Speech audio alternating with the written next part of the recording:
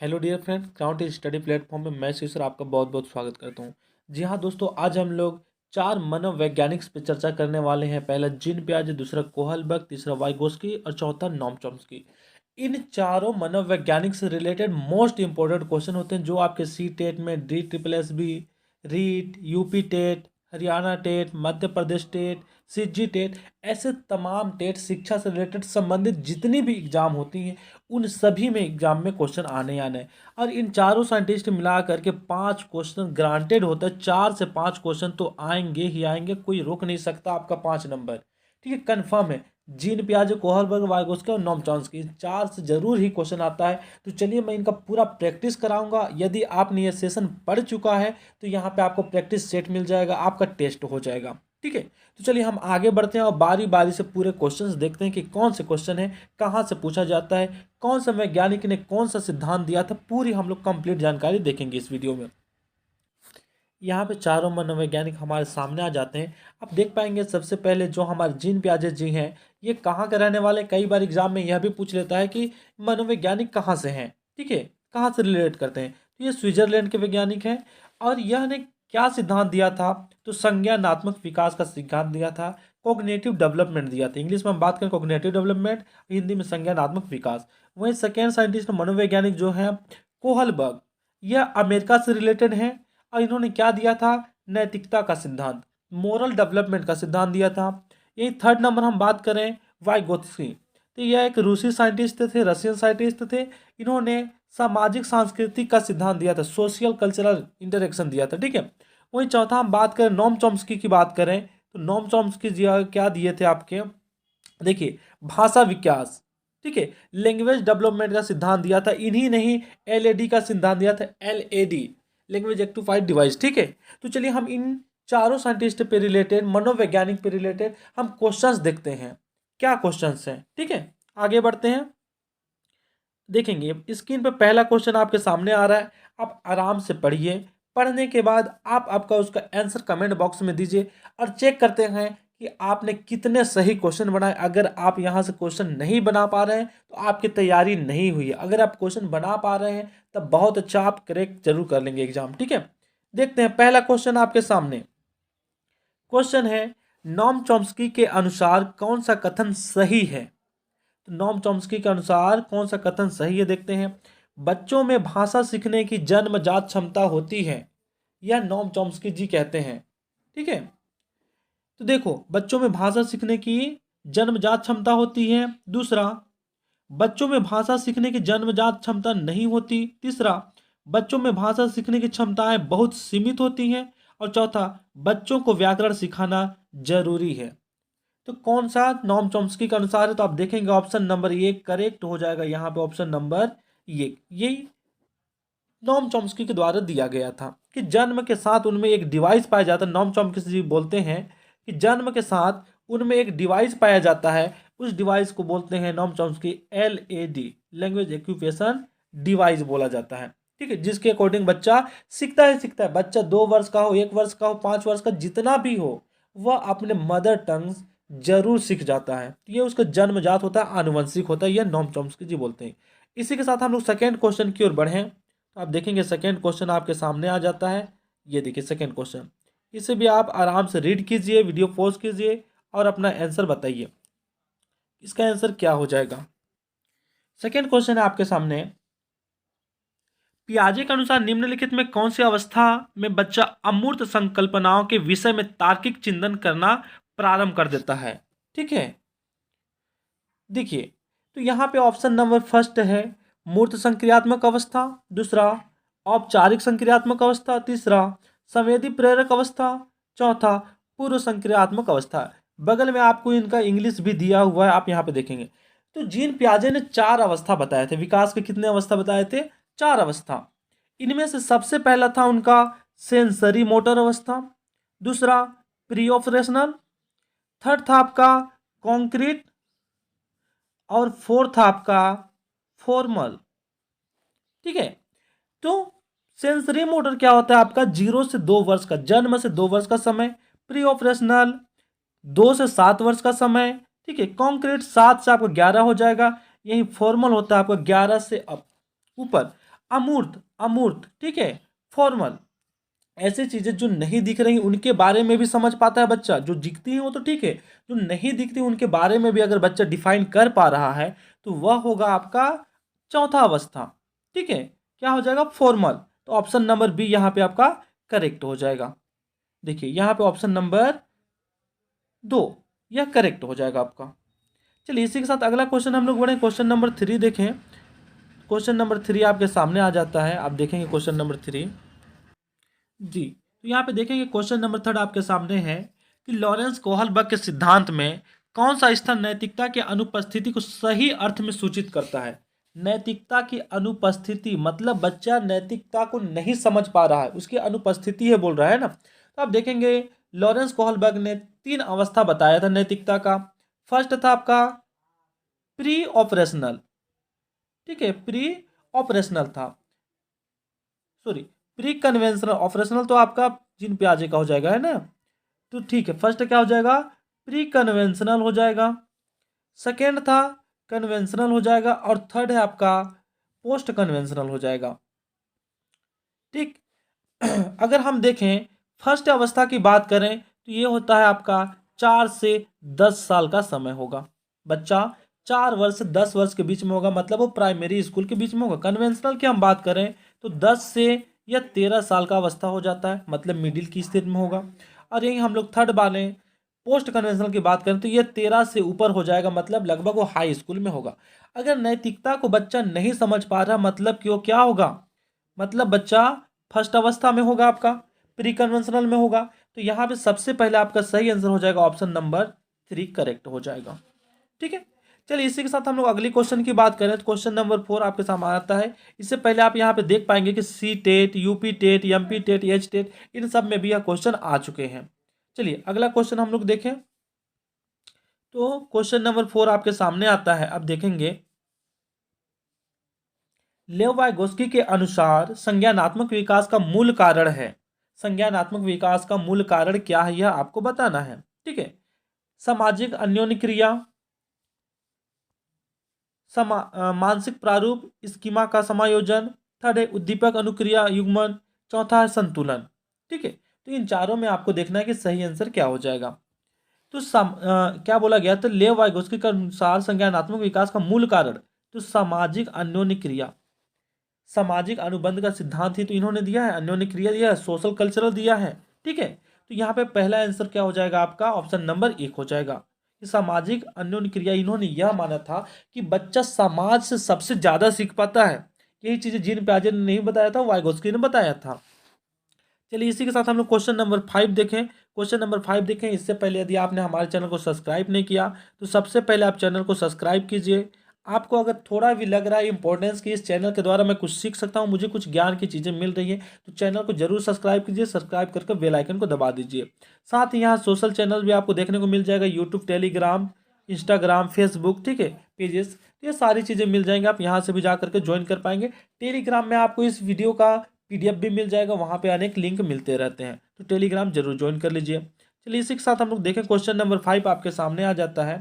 Question number 5 है पियाजे के संज्ञानात्मक विकास के चरणों के अनुसार इंद्रिय गामक संवेदी प्रेरक अवस्था किसके साथ संबंध है।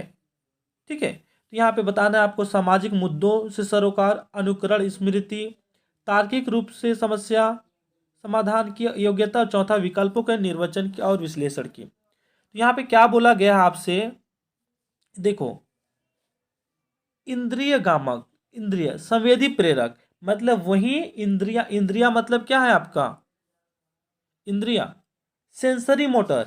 ये देखिए सेंसरी, सेंस के द्वारा बच्चा सीखे। तो किसी भी इंसान का या बच्चे का कितने सेंस होते हैं, कुल मिलाकर के 5 सेंस होते हैं। ठीक है, 5 कौन से हो जाएंगे, आँख, नाक, कान, ठीक है, और आपका हो जाएगा जीभ, स्किन। इन 5 सेंस से बच्चा या पूरा इंसान किसी भी चीज़ को स्पर्श करके, सूंघ करके, देख करके और स्वाद लेकर के बता पाता है। ठीक है, तो सेंसरी मोटर की बात की जा रही है, तो अवस्था किसके साथ संबंधित है, तो देखो यहाँ पे ऑप्शन नंबर 2 के साथ हो जाएगा। अनुकरण, स्मृति, मानसिक निरूपकता के साथ हो जाएगा।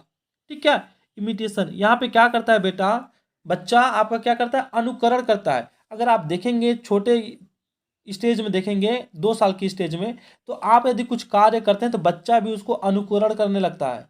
अगर आप सेविंग कर रहे हैं तो बच्चा अगर देखेगा कि पापा सेविंग कर रहे हैं तो वह भी उठा करके सेव करने लगता है, जो कि भले ही उसे ना आता हो। तो ये हो जाएगा ऑप्शन नंबर बी के साथ करेक्ट हो जाएगा। 5 का आंसर हो जाएगा आपका 2। चलिए इसी के साथ अगला क्वेश्चन हम लोग देखें। क्वेश्चन नंबर 6 की बात करें। क्वेश्चन नंबर 6 आपके सामने, आप यहाँ पे देखेंगे। साथ ही आप देखेंगे कि C TET, UP TET, MP TET, D triple S B, इन सभी में क्वेश्चन बार बार पूछे जा रहे हैं। मैं ऐसे क्वेश्चन सिलेक्ट करके ही आपको बता रहा हूँ। देखिए इस क्वेश्चन में क्या पूछा गया है कि वाइगोस्की के अनुसार जब एक बच्चा के निष्पादन के वर्तमान स्तर को सहयोग द्वारा विस्तारित किया जाता है तो इसे क्या कहते हैं। तो वाइगोस्की में देखेंगे आप, मोस्ट इंपॉर्टेंट, उन्होंने जो अवस्था बताया उसके अलावा 2 चीजें और बताया था। क्या बताया था? हाँ, यहाँ पे आप देखेंगे 2 चीजें और बताए थे। क्या बताए थे उन्होंने? जेड पी डी और इसके फोल्डिंग। इन्होंने क्या बताया था? जेड पी डी और इसके फोल्डिंग।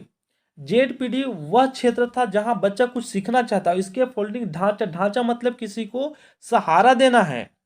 ठीक है, ढांचा मतलब यहाँ पे क्या है? सहारा, टेम्पररी हेल्प, टेम्पररी सपोर्ट। जैसे हम बचपन में अगर कुछ साइकिल चलाना सीखना चाहते हैं तो हम सीख नहीं पाते, अगर पापा उसी को साइकिल थोड़ा पकड़ दें, हेल्प दे दें टेम्पररी, हल्के समय के लिए, तो हम उसे सीख पाते हैं। ठीक है, तो यहाँ पे क्या पूछा गया क्वेश्चन में, आप देखेंगे कि वाइगोस्की के अनुसार जब एक वयस्क बच्चे के निष्पादन के वर्तमान सहयोग द्वारा विस्तारित किया जाता है, सहयोग किस में है? तो टेम्पररी हेल्प, ढांचा। ऑप्शन नंबर 3 आपका करेक्ट हो जाएगा। पाड़ या ढांचा इसी को बोलते हैं, इसके फोल्डिंग। चलिए इसी के साथ हम लोग अगला क्वेश्चन देखें। क्वेश्चन नंबर 7 आपके सामने आ जाता है। क्वेश्चन नंबर 7 देखेंगे कि चॉम्स्की के गहरी संरचनाओं के संदर्भ का अर्थ है। चॉम्स्की के गहरी संरचनाओं के संदर्भ का अर्थ है। क्या संदर्भ का अर्थ है? ठीक है, देखिए फर्स्ट ऑप्शन है सार्वभौमिक व्याकरण सभी भाषा और मानव मस्तिष्क की एक जन्मजात क्षमता के अनुरूप अंतर्ग्रहित है। दूसरा, व्याकरण के नियमों के छिपे हुए सेट को गहन अध्ययन के माध्यम से सीखना। तीसरा, परिवर्तनकारी व्याकरण जिसके कारण तुलनात्मक भाषा विज्ञान में रुचि बढ़ी। चौथा, एक प्रवृत्ति जो अंग्रेजी दुनिया की सबसे आम सहायक भाषा है। ठीक है, तो आप यहाँ पे देखेंगे इसका सही आंसर हो जाएगा option number A. Option number A correct होगा। क्यों? तो यहाँ पे आप देखेंगे कि नॉम चॉम्स्की ने जो बताया था, यहाँ पे बताया था स्ट्रक्चरल ग्रामर, यूनिवर्सल ग्रामर। यह भी एक बात उन्होंने बताई, जी नॉम चॉम्स्की ने जब बताया था अपने सिद्धांत, उसमें उन्होंने बताया था स्ट्रक्चर। तो आप यहाँ पे देखेंगे कि डीप स्ट्रक्चर के बारे में पूछ जा रहा है, यूनिवर्सल ग्रामर या स्ट्रक्चरल ग्रामर, यह आपका हो जाएगा आंसर। तो सार्वभौमिक व्याकरण यह आपका करेक्ट आंसर हो जाएगा। ठीक, चलिए इसी के साथ हम लोग अगला क्वेश्चन देखें। क्वेश्चन नंबर 8 आपके सामने आ जाता है। आप क्वेश्चन नंबर 8 देखेंगे कि एक बच्चा तर्क प्रस्तुत करता है कि हिंज को दवाई की चोरी नहीं करनी चाहिए। वह दवाई जो उसकी पत्नी की जान बचाने के लिए जरूरी है, क्योंकि वह ऐसा करता है तो उसे पकड़ा जाएगा और जेल भेज दिया जाएगा। कोहलबर्ग के अनुसार वह अवस्था नैतिक समझ की किस अवस्था के अंतर्गत है? तो देखिए कोहलबर्ग ने जो सिद्धांत दिया था 3, ठीक है, प्री कन्वेंशनल, कन्वेंशनल और पोस्ट कन्वेंशनल, उनके अंतर्गत आता है स्टेज। 6 स्टेजेस आते हैं, उसी में स्टेजेस यहाँ पे पूछा गया। यहाँ पे एक थ्योरी दिए थे कि एक व्यक्ति की पत्नी बहुत बीमारी से ग्रसित रहती, वह दुकान में जाता है, उसके पास पैसा नहीं होता। ठीक है, अब पैसा नहीं होता तो दुकान वाला उसे मेडिसिन नहीं देता, तो वह उस दवाई को चोरी करना चाहता है, लेकिन वह डरता है कि अगर मैं चोरी करता हूं तो मुझे जेल भेज दिया जाएगा। तो ये किसके अंतर्गत आ रहा है? यहाँ ये 4 ऑप्शन आपको देखना है। फर्स्ट ऑप्शन है सार्वभौमिक नैतिक सिद्धांत, सेकेंड है यांत्रिक उद्देश्य अभिविन्यास, थर्ड है सामाजिक क्रम, और फोर्थ है दंड एवं आज्ञा पालन। तो उसे डर इस बात का है, दंड एवं आज्ञा पालन का। ठीक है, तो आपका ऑप्शन 4 करेक्ट हो जाएगा। उसे डर है कि मुझे दंड दिया जाएगा अगर मैं चोरी करूंगा, तो इसलिए यह करेक्ट हो जाएगा। चलिए इसी के साथ हम लोग क्वेश्चन नंबर 9 देखें। क्वेश्चन नंबर 9 आपके सामने आता है कि पियाजे के अनुसार विशिष्ट मनोवैज्ञानिक संरचनाओं अनुभव से सही अर्थ निकालने के अभिव्यक्ति तरीके को कहा जाता है। तो पियाजे ने जो अपना सिद्धांत बताया तो उसमें से एक शब्द यह भी था, स्कीमा। इस चीज को आप ध्यान दीजिएगा, क्या था? स्कीमा। अगर हम कोई भी चीज़ें सीखते हैं, स्टोर करते हैं, तो सब कहाँ जाता है? हमारे स्कीमा में जाता है। हम कुछ करना चाहते हैं, स्कीमा हमारा दिमाग ही बोलता है। यही है आपका स्कीमा के बारे में पियाजे ने बताया था। चलिए इसी के साथ हम लोग क्वेश्चन नंबर 10 देखें। तो क्वेश्चन नंबर 10 आपके सामने आ जाता है। आप देखेंगे यहाँ पे कि कोहलबर्ग के अनुसार शिक्षक बच्चों में नैतिक मूल्यों का विकास कर सकता है। किस तरीके से कर सकता है नैतिक मूल्यों का विकास? पहला, कैसे व्यवहार किया जाना चाहिए कि इस पर कठोर निर्देश देकर। दूसरा, धार्मिक शिक्षा को महत्व देकर। तीसरा, व्यवहार की स्पष्ट नियम बनाकर। चौथा, नैतिक मुद्दों पर आधारित चर्चाओं में उन्हें शामिल करके किस प्रकार से कर सकते हैं। तो आप यहाँ पे देखेंगे इस स्टेटमेंट को आपको पढ़ना है। यहाँ पे पहले से कोई फिक्स नहीं है, किसी सिद्धांत पे नहीं है यह, ठीक है। आप पढ़ो सबसे अच्छा ऑप्शन क्या है। क्या किसी को हम कठोर निर्देश दे करके हम उसे सिखा सकते हैं? धमका के कठोर निर्देश देके? बिल्कुल नहीं। धार्मिक शिक्षा का महत्व केवल दे करके कि आप इस धर्म से हो, इस धर्म से संबंधित हो? बिल्कुल नहीं। व्यवहार को स्पष्ट नियम बनाकर, कैसा व्यवहार आपको करना है, समाज में कैसे जीना, उसका हम नियम एकदम नहीं बना सकते। तो हम क्या कर सकते हैं कि नैतिक मूल्यों पर आधारित चर्चाओं में उन्हें शामिल करना होगा। उन्हें चर्चाओं में उन्हें शामिल करना होगा ताकि वो अच्छे से समझ सकें। तो यह ऑप्शन नंबर 4 इसका करेक्ट हो जाएगा। ठीक है, इसी के साथ चलिए हम लोग क्वेश्चन नंबर 11 देखते हैं। तो क्वेश्चन नंबर 11 आपके सामने आ जाता है। क्वेश्चन नंबर 11 है कि वाइगोत्स्की के सिद्धांत में विकास के निम्नलिखित में से कौन से पहलू की उपेक्षा होती है? कौन सी पहलू की उपेक्षा होती है, मतलब जो नहीं है वहां पे, नेग्लेक्ट किया गया है। ठीक है, तो सामाजिक तो उन्होंने दिया था, सांस्कृतिक भी दिया था और भाषाई भी दिया था। तो बच गया क्या? जैविक उन्होंने नहीं दिया था, इसलिए यही क्या हो जाएगा आपका? सही हो जाएगा। जैविक का नेग्लेक्ट किया गया है, उपेक्षा की गई है। चलिए क्वेश्चन नंबर 12 देखें। तो पियाजे के अनुसार बच्चों का चिंतन वयस्कों में डैश में भिन्न होता है बजाय डैश के। तो देखिए एक वयस्क जो चिंता करता है और एक बच्चा जो चिंता करेगा, उनमें क्या डिफरेंस होता है वह आपको बताना है। ठीक है, तो देखो इसका सही आंसर हो जाएगा 12 का ऑप्शन नंबर 3। क्या हो जाएगा कि चिंतन वयस्कों से प्रकार में भिन्न होता है बजाय मात्रा के। हम किसी चीज के बारे में चिंता कर रहे हैं तो वह अलग अलग तरीके से, अलग अलग प्रकार से चिंता कर सकता है, मात्रा से चिंता नहीं कर सकता है। ठीक है, तो यह सही हो जाएगा। चलिए इसी के साथ हम लोग अगला क्वेश्चन देखें। क्वेश्चन नंबर 13 आपके सामने आता है। अब देखें क्वेश्चन नंबर 13। देश के विचार से बच्चे सक्रिय ज्ञान निर्माता तथा नन्हे वैज्ञानिक हैं। जहां पे भी नन्हे वैज्ञानिक आ जाए, लिटिल साइंटिस्ट, तो लिटिल साइंटिस्ट केवल एक ही ने दिया था, जीन पियाजे ने। आपको आंख बंद करके ऑप्शन टिक मार देना है। जीन पियाजे ने ही बच्चों को बोला था लिटिल साइंटिस्ट। अपने आसपास के वातावरण से सीखते हैं, सराउंडिंग से सीखते हैं, ऐसा जीन पियाजे। इसी के साथ क्वेश्चन नंबर 14 आपके सामने आ जाता है। आप क्वेश्चन नंबर 14 यहाँ पे देखेंगे कि कोहलबर्ग के सिद्धांत के पूर्व परंपरागत स्तर के अनुसार कोई नैतिक निर्णय लेते समय एक व्यक्ति निम्नलिखित में से किस तरफ प्रवृत्त होगा। ठीक है, यह आपको बताना है किस तरफ प्रवृत्त होगा। व्यक्ति आवश्यकताएं तथा इच्छाएं की ओर, व्यक्तिगत मूल्य की ओर, पारिवारिक अपेक्षाएं, और चौथा है अंतर्निहित संभावित दंड। किस ओर मूव होगा वह आपको यह बताना है। ठीक है, तो आप देखिएगा यहाँ पे क्या बोला गया है कि कोई नैतिक निर्णय लेते समय एक व्यक्ति निम्नलिखित में से किस तरफ। तो व्यक्ति अगर समाज में है, कोई भी नैतिक कार्य कर रहा है, तो उस टाइम वह किधर ध्यान देगा, वह यह भी सोचेगा अंतर्निहित संभावित दंड। अगर मैं यह काम करूंगा तो मुझे क्या सजा मिल सकती है। नैतिक मतलब समाज में ही जीना है ना। अगर मैं किसी के यहाँ चोरी करने जाता हूँ तो मुझे जेल हो सकता है, किसी को मारता हूँ तो मुझे भी दंड मिलेगा। अगर मैं यह गलत काम करूंगा तो मुझे ऐसा मिलेगा। अगर मैं कोई अच्छा कार्य करता हूँ तो लोग मुझे शाबाशी देंगे। ठीक है, तो अंतर्निहित संभावना दंड की वह प्रवृत्त होगा। ठीक है, तो यह ऑप्शन नंबर 4 करेक्ट हो जाएगा। देखेंगे यहाँ पे क्वेश्चन नंबर 15 आपके सामने आ जाता है। जो बच्चे स्वयं से मौखिक संवाद करते हैं उन्हें लेव वाइगोस्की क्या कहते हैं, इसके बारे में आपको बताना है। ठीक है, तो देखिए लेव वाइगोस्की क्या बोलते हैं। नहीं, कई लोग यहाँ पे देखिए, आप लोकल देखेंगे समाज में तो बोलने लगते पागल है। देखिए हम यहाँ बच्चे की बात कर रहे हैं, बच्चा कोई पागल नहीं है, वो अकेले में बात कर रहा है। ना ही वो समस्यात्मक वार्ता, ना ही अहम केंद्रित वार्ता, ना ही भ्रांत है। तो क्या है, वह व्यक्तिगत वार्ता है, प्राइवेट स्पीच, यह इसका करेक्ट हो जाएगा।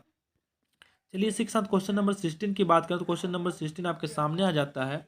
आप देखेंगे क्वेश्चन नंबर 16, क्वेश्चन नंबर 16 बोलता है कि पियाजे, हाँ यहाँ पे है, पियाजे तथा वाइगोस्की के अनुसार एक रचनात्मक कक्षा कक्ष में अधिगम रचनात्मक कंस्ट्रक्टिव क्लासरूम में, ठीक है, या क्रिएटिव क्लासरूम में शिक्षक द्वारा लिखवाया जाता है। उद्दीपक तथा अनुबंध क्रिया जोड़ शिक्षक द्वारा पुनर्बलन, और चौथा शिक्षार्थी द्वारा स्वयं सृजित किया जाता है, एक सक्रिय भूमिका निभाते हैं। तो देखिए यहाँ पे कंस्ट्रक्टिव की क्लास है, क्रिएटिव का, तो ऑप्शन नंबर 4 आपका सही हो जाएगा कि बच्चा स्वयं से करेगा, कंस्ट्रक्ट करेगा, बनाएगा, रचना करेगा और उसे सीखेगा, ठीक है, तो ऑप्शन नंबर 4 करेक्ट हो जाएगा।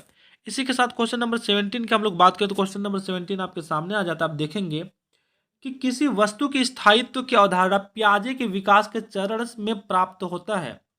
किस चरण में प्राप्त होता है वह आपको बताना है, ठीक है। स्थायित्व, वस्तु, ऑब्जेक्ट परमानेंस, ठीक है, आप यहाँ पे देखेंगे ऑब्जेक्ट परमानेंस, ऑब्जेक्ट परमानेंस, पूर्व परिचालन, मूर्त परिचालन, औपचारिक परिचालन, संवेदी गामक। तो फर्स्ट स्टेज था आपका संवेदी गामक, सेंसरी मोटर, सेकेंड था आपका प्री ऑपरेशनल, थर्ड था आपका कॉन्क्रीट और फोर्थ था आपका फॉर्मल। तो बच्चा जब सेंसरी मोटर होता है 0 से 2 वर्ष की स्टेज में होता है तभी वह वस्तुओं को पहचानने लगता है। हाँ, यह खिलौना है, यह कुर्सी है, यह बिस्तर है, वो ऑब्जेक्ट वस्तुओं को पहचानने लगता है, ठीक है। तो सेंसरी मोटर यह करेक्ट आंसर हो जाएगा, ऑप्शन नंबर 4 करेक्ट हो जाएगा आपका।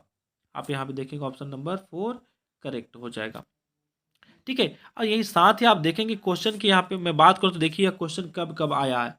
सी टेट में आया, यूपी टेट में आया, बी टेक में भी आया, एमपी टेट में भी आया, एच टेट में आया, मतलब शिक्षा, ये चाइल्ड डेवलपमेंट से रिलेटेड जितने भी एग्जाम होंगे आपके, हर एक में ऐसे क्वेश्चन आते हैं। वेरी वेरी इंपॉर्टेंट क्वेश्चन का मैं सीरीज आपको बता रहा हूं, तो चैनल को आप जरूर सब्सक्राइब कर लीजिए। यदि आपने सब्सक्राइब नहीं किया तो जल्द से चैनल को सब्सक्राइब कीजिए, ताकि मैं इसी तरह और भी कंटेंट लाता रहूं। आपका प्यार मिलेगा, आप सपोर्ट करेंगे तब जा करके मैं आपके लिए और भी अच्छे कंटेंट ला पाऊंगा। जय हिंद दोस्तों, बाय बाय, मिलते हैं एक अगले वीडियो में।